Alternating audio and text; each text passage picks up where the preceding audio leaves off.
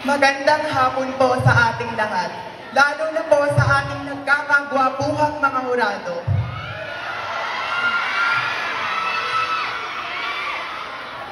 Ako'y isang batang kandidata mula sa makabagong panahon at naririto ako upang isulong ang kahalagahan ng HIV awareness. Bilang ambag sa bagong Pilipinas, bagong pag-asa, marami ang naniniwala na ang sakit na HIV ay para lamang sa aming mga bakla.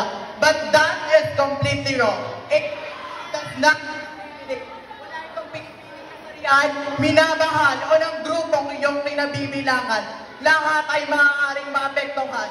Kaya sa diwa ng pananagutan, lahat natin labanan ang stigma at piliin ang tamang kaalaman. Abisala Eshma.